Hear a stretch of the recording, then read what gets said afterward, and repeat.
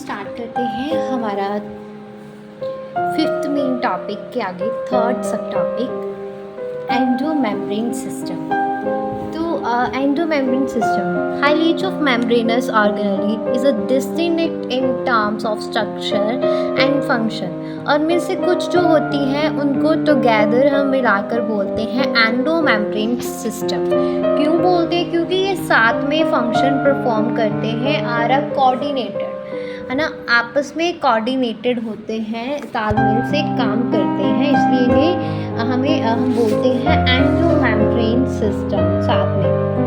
तो endomembrane system में हमारे पास आता है endoplasmic reticulum, Golgi complex, lysosomes, vacuole, और ये सारे हमारे पास एंडोमेम्ब्रेन सिस्टम में आते हैं। इंस्टेड ऑफ इनके अलावा जो है फंक्शंस परफॉर्म करते हैं, जैसे माइटोकॉन्ड्रिया, क्लोरोप्लास्ट और पैरोक्सिसोम्स, है ना, और ये फंक्शंस परफॉर्म करते हैं और ये कोऑर्डिनेट, आपस में इनका कोई तालमेल नहीं था, not coordinate with above component, तो इसलिए इनको हम वो पार्ट नहीं बोल सकते एंडोमेम्ब्रेन सिस्टम का। जबकि endoplasmic reticulum, Golgi complex, lysosomes, vacuoles, ये सभी आपस में कोऑर्डिनेट होकर फंक्शन परफॉर्म करते हैं, तो इसलिए हम इनको बोलते हैं एंडोमेम्ब्रेन सिस्टम। तो सबसे पहले वन बाय वन इनके बारे में बात करेंगे। एंडोप्लाज्मिक रेटिकुलम सबसे पहले आता है। तो एंडोप्लाज्मिक रेटिकुलम क्या है?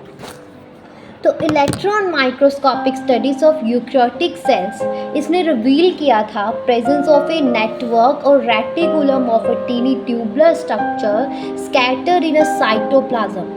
इलेक्ट्रॉन माइक्रोस्कोप की स्टडीज हुई थी जब यूकैरियोटिक सेल में, तो रिवील हुआ था कि एक नेटवर्क सा, एक टीनी ट्यूबुलर सा स्ट्रक्चर जो है साइटोप्लाज्म में, मतलब फ्लूइड, जो सेल के अंदर फ्लूइड है उस पर स्कैटर्ड है, फैला हुआ है, बिखरा हुआ है, तो उसको हम एंडोप्लाज्मिक रेटिकुलम बोलते हैं। एंडोप्लाज्मिक रेटिकुलम जो है ये डिवाइड है इंट्रासेलुलर स्पेस में और दो डिस्टिंक्ट कंपार्टमेंट्स में।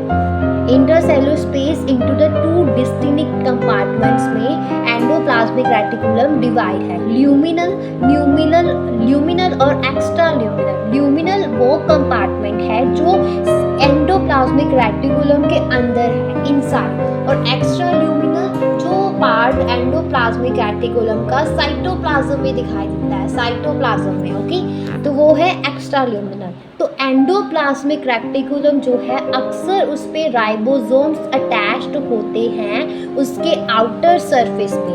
अगर एंडोप्लाज्मिक रेटिकुलम राइबोसोम्स बेयर करती है अपने आउटर सरफेस पे तो उसको रफ एंडोप्लाज्मिक रेटिकुलम बोलते हैं। और अगर एंडोप्लाज्मिक रेटिकुल के सरफेस के बाहर हमें राइबोसोम्स नहीं दिखाई देते तो ऐसी एंडोप्लाज्मिक रेटिकुलम जो हम बोलते हैं smooth endoplasmic reticulum. Without ribosome ये स्मूथ होगी, इसलिए इसका नेम है smooth endoplasmic reticulum. Then rough endoplasmic और स्मूथ एंडोप्लाज्मिक रेटिकुलम का काम क्या है? तो रफ एंडोप्लाज्मिक रेटिकुलम जो है ये एक्टिवली इन्वॉल्व होती है प्रोटीन की सिंथेसिस में, प्रोटीन की सिक्रेशन में।